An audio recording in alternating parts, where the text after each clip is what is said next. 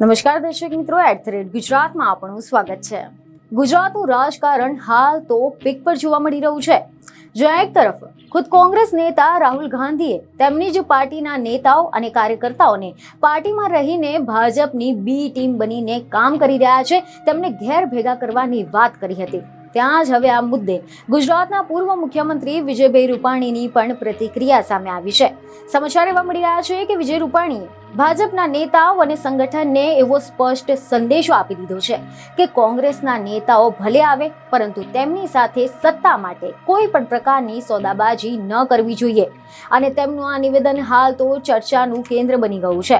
પૂર્વ મુખ્યમંત્રી વિજયભાઈ રૂપાણીએ એક મીડિયા સાથેની વાતચીતમાં આ અંગે જાણકારી આપી હતી, જેમાં તેમણે જણાવ્યું હતું કે ભાજપે પોતાના સિદ્ધાંતો પર અડગ રહેવું જોઈએ અને કોંગ્રેસ સાથે કોઈ પણ સંજોગોમાં સત્તા માટે સમજૂતી ન કરવી જોઈએ।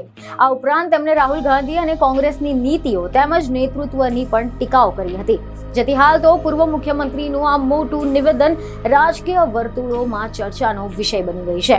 તો બીજી તરફ રૂપાણીના નિવેદન પર કોંગ્રેસે પણ તીખો પ્રતિભાવ આપ્યો છે। સમાચાર એવા મળી રહ્યા છે કે કોંગ્રેસના પ્રવક્તાએ આ અંગે એવો પ્રતિસાદ આપ્યો છે કે સામાન્ય રીતે ભાજપના નેતાઓ પાસેથી સાચું બોલવાની અપેક્ષા રાખવી મુશ્કેલ છે, પરંતુ હોળીના પર્વ નિમિત્તે પૂર્વ મુખ્યમંત્રીએ આશ્ચર્યજનક રીતે સાચું નિવેદન આપ્યું છે। પૂર્વ મુખ્યમંત્રીનું આ નિવેદન એ ભાજપના તમામ કાર્યકર્તાઓની લાગણીઓનું પ્રતિનિધિત્વ કરે છે।